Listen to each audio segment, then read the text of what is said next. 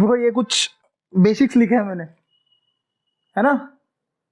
अब ये सारे जो बेसिक्स है ये बार बार तुम्हारे पेपर में आने वाले, पूरे GS4 के पूरे पेपर में तुम्हें यही बार बार रहेगा। ये बेसिक अगर तुम्हें अच्छे समझ जाता है तुम्हारा पेपर सॉल्व है। अगर ये बेसिक नहीं आते तुम नहीं कर पाओगे कुछ भी। केस स्टडीज में यही सब आएगा, है ना। इन बेसिक्स के ऊपर ही बाकी सारी चीजें हैं, emotional intelligence, aptitude, case studies etcetera, है ना। जो कुछ भी है ये बेसिक्स के ऊपर ही है।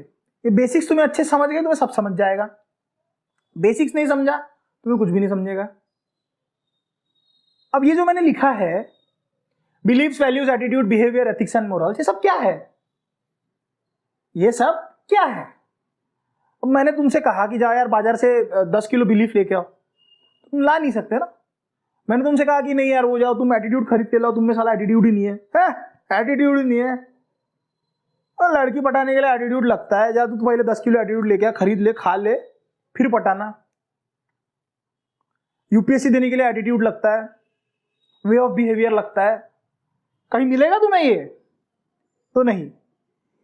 ये जितने भी बेसिक्स है these are nothing but ideas, these are nothing but ideas, and these ideas are abstract. abstract का मतलब ही आइडिया होता है कि जो तुम्हारे आइडियाज में हो या फिर जो तुम्हारे थॉट प्रोसेस में हो, है ना। these are abstract.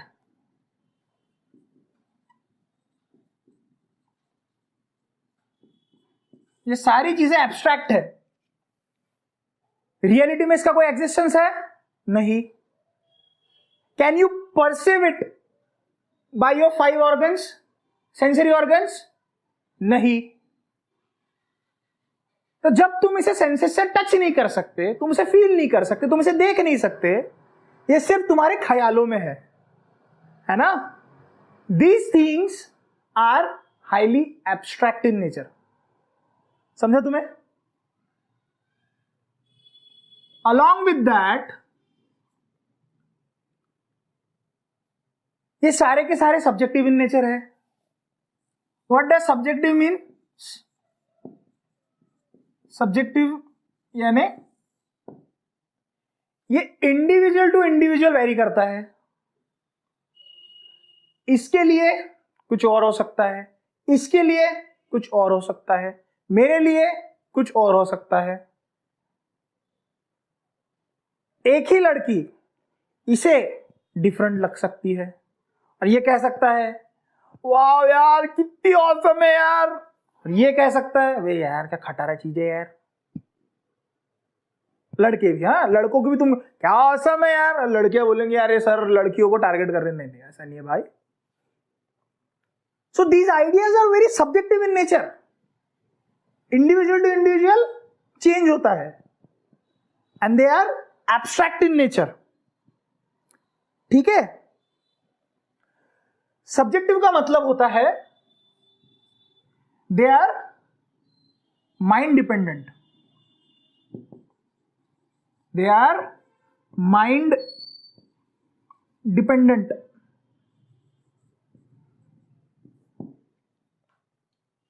ठीक है। ये पूरी स्पेलिंग नहीं लिखी मैंने, वो देख लेना। दे आर माइंड डिपेंडेंट आती है मुझे। हर किसी के सोचने के तरीके के हिसाब से इन सब के वैल्यूज, ये सारे बेसिक्स का मतलब चेंज होगा, है ना, because they are mind dependent. तुम्हारा सोचने का तरीका किस तरह से चेंज होगा? तुम्हारी अपब्रिंगिंग एंड इंक्लिनेशन। तुम्हारी अपब्रिंगिंग कैसी है? अब अगर तुम देखोगे तो यूजुअली जो बच्चे जॉइंट फैमिलीज में होते हैं, ओके, नाना नानी, दादा दादी, नाना नानी भी चलते हैं आजकल, अगर सिंगल चाइल्ड है, लड़की है, तो यार उसके माँ बाप का भी ध्यान रखो तुम, ये बहुत जरूरी है ना। तो जैसे हम जॉइंट फैमिलीज में रहते हैं, दादा दादी, ताऊ जी, बड़े पापा, है ना, ताई जी, मम्मी पापा, हम भाई भाई वगैरह सब, तो तुम्हें यह समझ में आएगा कि ऐसे बच्चे डिसीजन डेमोक्रेटिकली लेते हैं और बहुत अच्छे तरीकों से लेते हैं। मैं कह रहा हूं ये चीजें सब्जेक्टिव है, जरूरी नहीं है कि लेते ही होंगे, ठीक है, लेकिन पाया जाता है। जब भी कोई सोशल एक्सपेरिमेंट होता है तो उन सब में पाया जाता है। मैं तुम्हें दूंगा, मैं सोशल एक्सपेरिमेंट्स के भी फैक्ट्स दूंगा, बहुत सारी चीजें हम करेंगे अलग अलग, लेकिन पहले ये आइडिया समझ लो तुम। तो हमें ये पाया जाता है कि उन बच्चों का nature more than nuclear families में जैसा है, उससे ज्यादा डेमोक्रेटिक उनका नेचर पाया जाता है। वो डिसीजंस उतने अच्छे से लेते हैं, है ना, क्योंकि उन्हें अलग अलग पर्सपेक्टिव मिलते हैं। दादाजी 25 साल पुराने पर्सपेक्टिव बताएंगे, है ना, मम्मी पापा 15 साल पुराने पर्सपेक्टिव बताएंगे, बच्चे अभी के पर्सपेक्टिव बताएंगे। इन सभी का एक संगम होगा और डिसीजन कुछ और होगा। न्यूक्लियर फैमिली में 2 ही पर्सपेक्टिव होते हैं। यूजुअली जब पर्सपेक्टिव 2 होते हैं ना, तब झगड़ा ज्यादा होता है। समझ रहे हो तुम कि यार पापा आपको तो समझ में नहीं आता, दादाजी लंबी उम्र देख चुके होते हैं, है ना। अब तुम्हें 2 बाप दिख रहे हैं, एक तो तुम्हारे खुद के पापा जी और पापा के पापा, तो वो दोनों का तरीका अलग अलग होगा, है ना। तो ये सारी चीजें सब्जेक्टिव है, एब्स्ट्रैक्ट है। अब चीजें जो कि subjective and abstract in nature है, तो एक सवाल अगर हमें समझ जाता है, ये जो सवाल मैं तुमसे पूछ रहा हूं कि why there is a fight, in what context, लोगों में झगड़े क्यों है ना। एब्स्ट्रैक्ट एंड सब्जेक्टिव का मतलब तुम्हें अच्छे समझ चुका है, तो अब हमें समझना है कि लोगों में झगड़े क्यों है, अलग अलग लोग लड़ क्यों रहे हैं। इसका रीजन ये है because there are differences and no acknowledgement.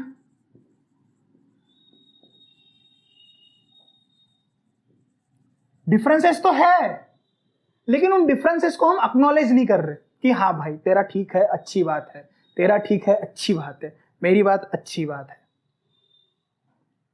है ना। इंडिया में एक टर्म है हमारी, यूनिटी इन डाइवर्सिटी। हमारा सबसे घटिया काम क्या है पता है, हम हमेशा डाइवर्सिटी पे फोकस करते हैं, हम यूनिटी पे फोकस ही नहीं करते। ये बहुत बड़ी टर्म है, मैं जो कह रहा हूं ना बहुत बड़ी बात है, सोच लो, समझ लो एक बात को। हम सिर्फ डाइवर्सिटी पे फोकस करते हैं, हम यूनिटी पे फोकस नहीं करते कि मैं तुझे भी एक्नॉलेज करूंगा, तुझे भी एक्नॉलेज करूंगा। 2 लैंग्वेज डिबेट जो चल रही थी ना, तो मैं तुम्हारी लैंग्वेज क्यों सीखूं, हमारी लैंग्वेज खत्म हो जाएंगी। अरे भाई तुम्हारी लैंग्वेज खत्म होने के लिए 2 लैंग्वेजेस नहीं थे, तुम्हारे इसमें और एक लैंग्वेज ऐड करने के लिए हमें बता रहे थे हम, यानी गवर्नमेंट। ये एक पर्सपेक्टिव मेरा है, तुम्हारा अलग हो सकता है, हम इसे बैठ के सुलझा सकते हैं। तुम सर तुम तो बीजेपी वाले, अरे नहीं यार, आई एम मोर नेशनलिस्टिक, ठीक है। अब मेरी जो नेटिव लैंग्वेज है वो मराठी है, लेकिन मैं आपको हिंदी में पढ़ा पा रहा हूं। और मैं हिंदी में क्यों पढ़ा पा रहा हूं, क्योंकि मुझे हिंदी आती है। तो इसकी बात ऐसी बात है कि मैं मराठी में बात नहीं कर सकता, मैं मराठी में लेक्चर्स देता हूं। मैं हिंदी में कभी लेक्चर्स देता ही नहीं था, मेरे सारे लेक्चर्स मराठी में होते थे इसके पहले। Just because I am acknowledging your language, that's why it's getting very smooth for me to have a conversation with you. Differences रहे नहीं। एक कहानी सुनाता हूं, सुनो, बड़ी खूबसूरत कहानी है। एक लड़का था, उसका नाम था बबनिया। भाई हमारे मराठी नाम भी फेमस होने चाहिए, हंसो मत। क्यों हंस रहा बाबा ये? हर स्कूल में होता है, पता है, एक बबलिया। मराठी स्कूल में तो होता ही होता है। ठीक है, मेरे को मेरे वाले याद आ गए। हर स्कूल में होता है बबनिया, स्कूल में नहीं, चलो। तो एक आदमी था, उसका नाम था बबन। हाँ हाँ, बबनिया, बहुत अच्छा, बहुत ही अच्छा, एकदम अच्छा। उसने जिंदगी में कोई पाप नहीं किया, कभी नहीं, कभी भी नहीं, एक भी पाप नहीं, बिल्कुल भी नहीं। तो उसके घर के बाजू में एक लेडी रहती थी, अब वो लेडी विडो थी। तो बहुत दिनों से वो बबन पे ट्राई कर रही थी, because she was alone, so she was trying on him. But ये शादीशुदा था, एकदम अच्छा आदमी था ये, मेरे जैसा, किसी को देखता नहीं था, है ना, बिल्कुल अपने इसमें रहता था। तो एक दिन क्या हुआ, अचानक से डॉक्टर ने कहा कि तुम्हारी तबीयत बहुत खराब है। पवन की तबीयत खराब थी, तो डॉक्टर ने कहा भाई तुम्हारी तबीयत बहुत ही ज्यादा खराब है, सीरियस हो तुम, और तुम 12 घंटे में टपक सकते हो, एक दिन में टपक सकते हो, कभी भी टपक सकते हो। बोले ठीक है। मैं घर पे गया, पलंग पे लेटा था अपने, सब इसके रिश्तेदार वगैरह आए, भाई बहन है, बोमलने उमलने लग गए, रोने लग गए, ठीक है। तो रात के 3 बज गए और ये भाई टपक गया। अब ये टपक गया, ये पहुंचा स्वर्ग में, तो वहां पे सब आ गए, अरे बब्बन आया, ताली बजाओ, बहुत अच्छा आदमी, बहुत अच्छा आदमी। सब आगे से जमा हो गए। तो बबन बैठा था, बोले सुनो बबन भाई, अपने पास सिस्टम है, तुम्हारे कर्मों के हिसाब से अपने पास सिस्टम है। जैसे अगर तुमने अपने 100% जिंदगी में 60% अच्छे काम किए हैं, तो बोले हमारे पास तुम्हारे लिए 1 BHK है, अकोमोडेशन दे रहे थे वो। अगर तुमने 70% अच्छे काम किए तो बोले हमारे पास 2 BHK है। अगर तुमने 80% अच्छे काम किए तो हम तुमको डुप्लेक्स देंगे। बोले अगर तुमने 95% अच्छे काम किए हैं तो बोले हम तुमको बंगला देंगे। ठीक है, तो इस तरह से हमारे पास चीजें हैं। तो बोले शुरू करो, बताओ। सबने खाता पुस्तक निकाला, ये चालू करने लग गए, चित्रगुप्त तो आए, सबने खाता पुस्तक निकाले। बोले अरे मेरे बाप, ये आदमी तो जिंदगी में एक भी पाप नहीं किया, ये आदमी ने जिंदगी में एक भी पाप नहीं किया। बोले 100%? ऐसी केस तो हमारे पास कभी आई नहीं, जिंदगी में कभी नहीं आई। बोले क्या करना है? बोले कुछ नहीं करना है, इससे बात करो, इससे पूछो, हमसे तो गलती नहीं हो रही। तो बबन के पास गए, बोले बबन ऐसी केस जिंदगी में कभी आई नहीं, बोले कि जिसने कभी गलती ही नहीं की। बोले अब तू सच सच बता दे, तूने कभी जिंदगी में कोई गलती की? बोले बापू अपन गलती नहीं की, बोले अपन नागपुर वाले हैं, समझ गए, अपन गलती नहीं करते, बोले अपना हर मूव देख के रहता है। अच्छा, बोले ऐसी केस हमारे पास तो कभी आई नहीं। हमारी तुमसे सिर्फ एक रिक्वेस्ट है, तुम एक काम करो, तुम वापस जाओ, रात के 3 बजे है, किसी को पता नहीं तुम टपक चुके हो। बोले तुम वापस जाओ, हम तुमको 3 घंटा देंगे, 3 घंटे में कांड करके आओ, एक कांड करके आओ। बोले कांड करोगे 95% पे तुम्हारा ये जाएगा और फिर हम तुम्हें बंगला दे देंगे। बोला ऐसा है क्या? बोले हाँ। बोले जाओ, हो गया, बैठा ऐसा, आया वापस, ऐसा खड़ा हो गया, बैठ मतलब ऐसे सोचने लगा। बोले क्या करूँ रे बाप्पा, क्या करना पड़ेगा रे भैया, बोले अपने को, अपन ने तो जिंदगी में कांड किया नहीं, वो मेरे जैसा अच्छा आदमी था, तुम्हारे जैसा पापी तो था नहीं, सोचेगा 10-10 बार तो क्या करना है ना। वो मेरे जैसा अच्छा आदमी था, वो सोचने लग गया, वो उसने बहुत सोचा, बहुत ज्यादा सोच लिया। फिर उसके बाद उसको याद आया, अरे adultery is a crime, adultery is a sin. और वो औरत तो अपने को बोल रही थी, आंख वाख मार रही थी अपने को जाना पड़ेगा। तो 1-1.5 घंटा तो सोचने में चले गया। 4:30 बज गए सुबह के, 4:30 4:45, आधा घंटा ऊपर भी लगा ना, तो 4:45 5 बज गए। ये गया, उसका दरवाजा ठकठकाया, तो वो औरत ने बोला, बबने इतनी रात को, अभी तो तू मर रहा था। मैंने सुना। बोले सुन, अब मैं मर रहा हूं बोले, लेकिन मेरे को मालूम है बोले इतने दिनों से तो you are trying on me. बोले बबने अच्छी बात है ये, अरे मर रहा था इतने दिनों से, मैं तेरे को ट्राई कर रही थी तब तूने कुछ नहीं किया, अभी मरते के वक्त भी तू मेरे पास आ गया। बोले ये मेरे को कुछ मालूम नहीं, मेरे को अभी चाहिए। तो ठीक है, वो अंदर गए, है ना, वो सारे के सारे लोग अभी वो अंदर गए।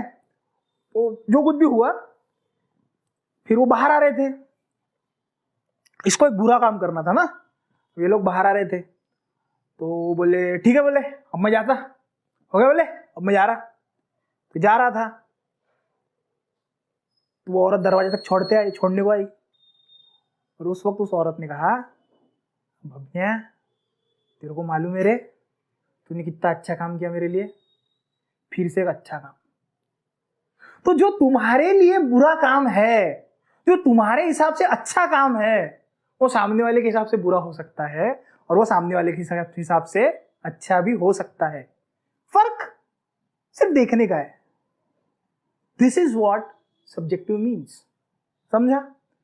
सवाल ऐसे ही आएगा, व्हाट डज सब्जेक्टिव मीन्स। तो सब्जेक्टिव जब आएगा तो तुम्हें पेज तो भरना है, और प्रॉपर वे में भरना है। गाय पे ऐसे आ गया, तुम क्या लिखोगे? तुम जब बच्चे होते हो ना, प्राइमरी में होते हो, तब गाय पे ऐसे लिखना आसान है, लेकिन अगर तुम बड़े हो रहे हो, यूपीएससी में गाय पे ऐसे आ गया, तुम्हें उस हिसाब से लिखना पड़ेगा। तो अगर सवाल नॉर्मल आता है, व्हाट डज सब्जेक्टिव मीन्स, तो सब्जेक्टिव मीन्स उस समय पे तुम्हें ये सब लिखना पड़ेगा। तुम स्टोरी डाल सकते हो, कोई गलत बात नहीं उसमें। एक छोटी सी शॉर्ट वे में, अच्छे से उसमें शॉर्ट वे में तुम स्टोरी बताओ, छोटी सी, है ना। सपोज तुम ऐसे में डिस्क्राइब कर रहे हो सब्जेक्टिविज्म, है ना, तो ये छोटी सी शॉर्ट स्टोरी लिख लो, काम में आएगी।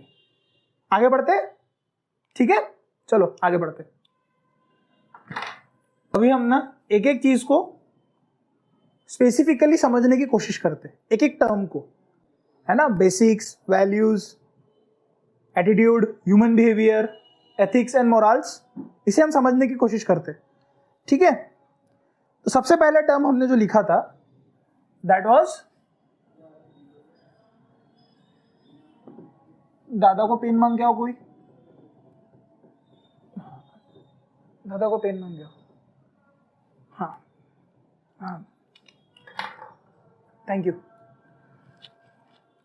तो एक एक समझते हैं। सबसे पहला है हमारा बिलीफ। वाह, ब्लैक, ठीक है, पहला है हमारा बिलीफ। अब बिलीफ होता क्या है ना, बिलीफ होता क्या है? हाँ, ओके, फेथ नहीं, faith is a very strong word. Okay, faith is a very strong word. Okay, belief is something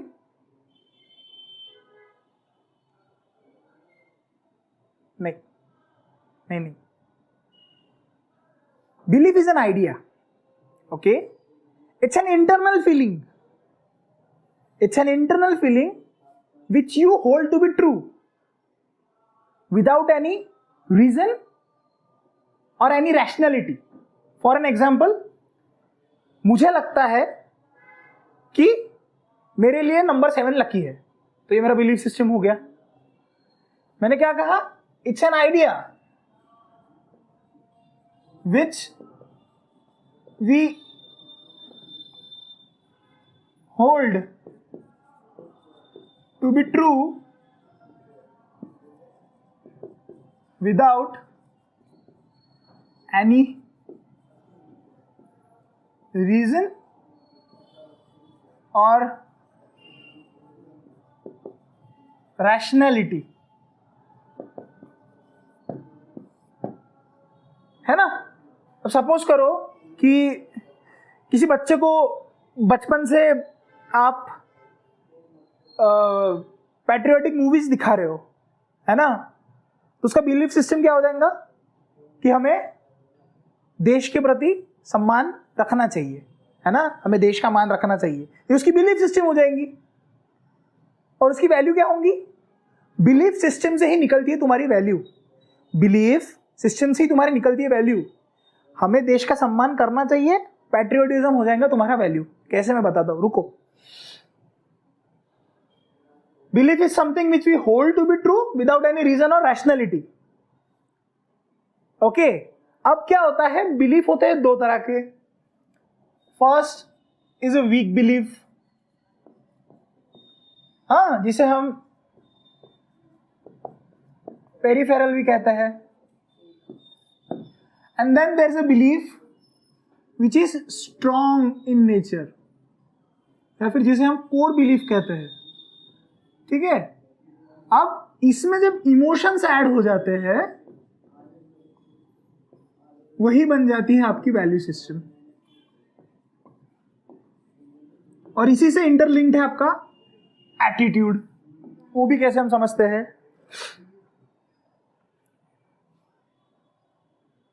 belief is something which we hold to be true, लेकिन इसमें भी जो हमारा स्ट्रॉन्ग बिलीफ होता है, इसमें भी जो हमारा स्ट्रॉन्ग बिलीफ होता है, जिससे हमारे इमोशंस जुड़ जाते हैं, जिससे हमारे इमोशंस जुड़ जाते हैं, that become your value system.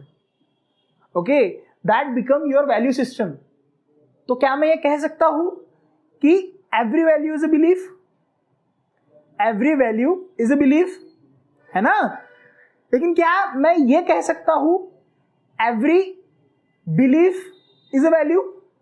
नहीं, every belief is not a value, क्योंकि कुछ बिलीफ वीक भी है, और जो वीक है वो तुम्हारी वैल्यू सिस्टम नहीं है, वो सिचुएशन वाइज चेंज हो जाते हैं।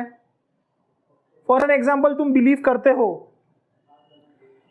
कि कोई भी काम सुबह 12 के पहले करने चाहिए, है ना, समय के साथ वो चेंज हो जाते हैं, तुम्हें ऐसा लगता है कि नहीं यार ये फालतू बिलीफ था, तो ये वीक बिलीफ था।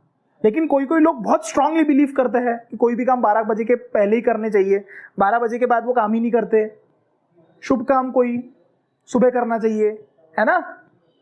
तो ये हो गया तुम्हारा बिलीफ, और तुम्हारा वैल्यू उसी से डेवलप होगा। तो वैल्यू क्या है? Those beliefs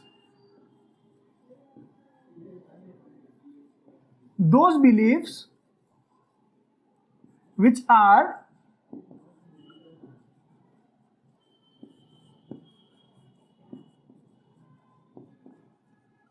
important to you,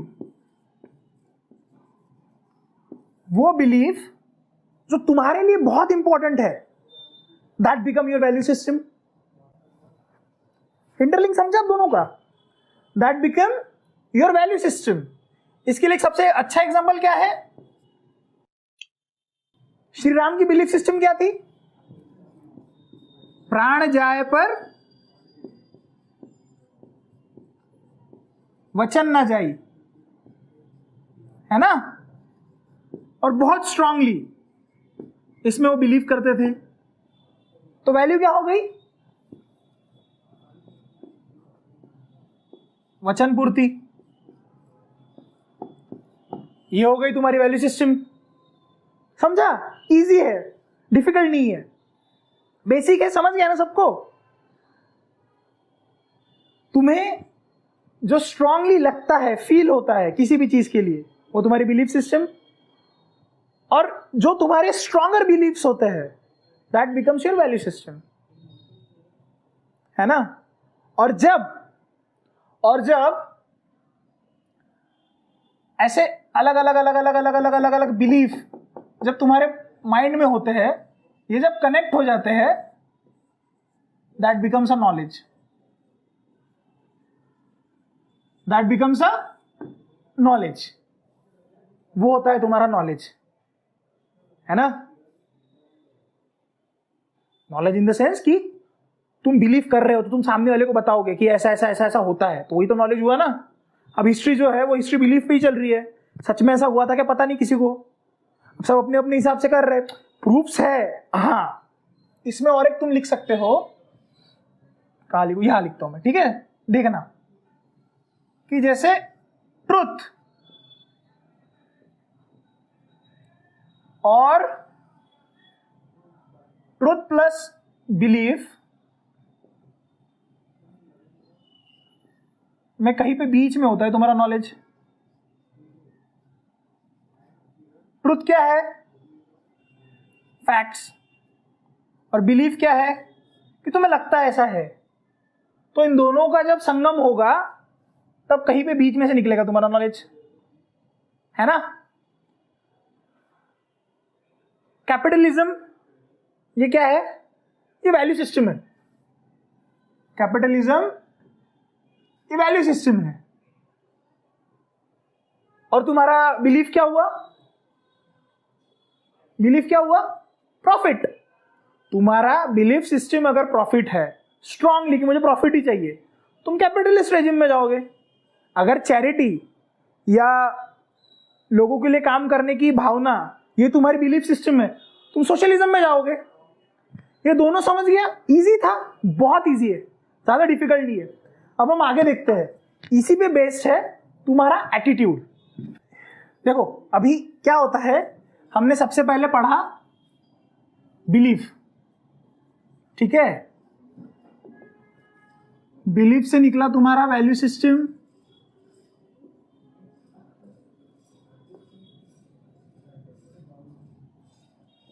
belief plus emotions से बना तुम्हारा वैल्यू सिस्टम, है ना।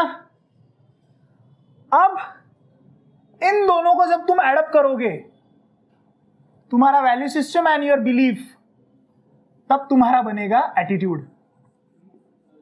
एटीट्यूड क्या है, वैल्यू सिस्टम में जब तुम एक्शन मिक्स करते हो, एक्शन वो बन जाता है तुम्हारा attitude. Attitude is not a behaviour, attitude is how you should behave. Should is very important, should is very important. It's not a behavior.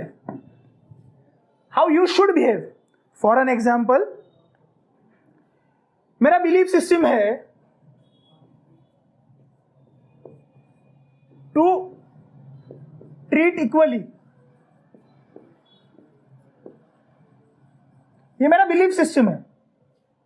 मेरा वैल्यू सिस्टम क्या हो गया, इक्वालिटी, ठीक है। मेरा एटीट्यूड क्या हो जाएगा कि मुझे दोनों को इक्वल ट्रीटमेंट देना है, दिया नहीं है मैंने। एटीट्यूड है मेरा कि हाँ मैं तुम दोनों को इक्वली ट्रीट करूंगा। दैट इज माय एटीट्यूड, है ना। To provide equality is my attitude.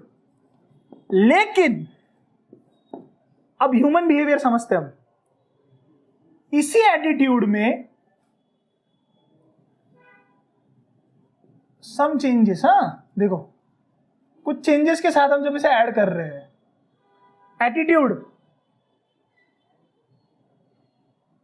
तो हमारा ह्यूमन बिहेवियर कैसा होता है। जैसे हमें लग रहा है अभी कि मुझे सबको इक्वल ट्रीटमेंट देनी है, लड़का हो या लड़की। लेकिन सपोज आप हरियाणा में पैदा हो गए, खाप पंचायत ने कह दिया कि लड़कियां अगर बाहर पढ़ने जाएंगी तो हम आपके फैमिली को निष्कासित कर देंगे, बहिष्कार डाल देंगे। आपको देना तो है, लेकिन as per the situation, as per the political situation, as per the cultural situation, as per the environment, आप जिस तरह से बिहेव कर रहे हो, that is your human behaviour.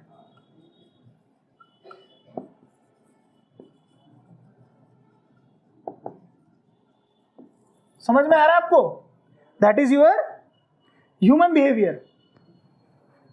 इसका एक बहुत जबरदस्त एग्जांपल देता हूं तुम्हें, ठीक है, एकदम क्लास, एकदम जबरदस्त एग्जांपल, ठीक है। ह्यूमन बिहेवियर किस तरह से चेंज होता है, देखो अब सबसे जबरदस्त एग्जांपल देता हूं मैं तुम्हें, इन चारों का तुम्हें सार मिलेगा कि ह्यूमन बिहेवियर चेंजेस कैसे होता है। देखो अब इन चारों का तुम्हें सार देता हूं कि ह्यूमन बिहेवियर चेंज कैसे होता है, कई कई जगह पे उसे चेंजेस कैसे आ जाते हैं। अब छत्रपति शिवाजी महाराज, उनकी वैल्यूज क्या थी? ब्रेवरी, है ना, ब्रेवरी, स्ट्रेंथ, ये सब उनकी वैल्यू सिस्टम थी। करेज, कि हमें दृढ़ता के साथ रहना है। एटीट्यूड क्या था? कि हमें सबके लिए दृढ़ता दिखानी है। हाँ, जब भी लड़ाई करेंगे सामने से लड़ेंगे, है ना। लेकिन जिस वक्त अफजल खान आया वो बहुत ताकतवर था, शिवाजी महाराज ने क्या कहा? इससे तो सामने लड़ा नहीं जाएगा। सारे मावड़ों ने कह दिया करना क्या है? बोले कुछ नहीं, आन दो उसको, कहीं के लेंगे उसकी। 3 महीना कहते रहे और फिर ले ली, है ना। तो ह्यूमन बिहेवियर जो है it changes according to situation. समझ में आ रहा है आपको? It changes according to situation, that is a human behaviour. Okay, तो ह्यूमन बिहेवियर पे एनवायरमेंट, कल्चर सिस्टम, ये सारी चीजें इंपैक्ट करती है। ओके, ये सारी चीजें इंपैक्ट करती है। इतना समझ गया? अब हम एथिक्स एंड मोरल्स क्या होते हैं ये समझेंगे।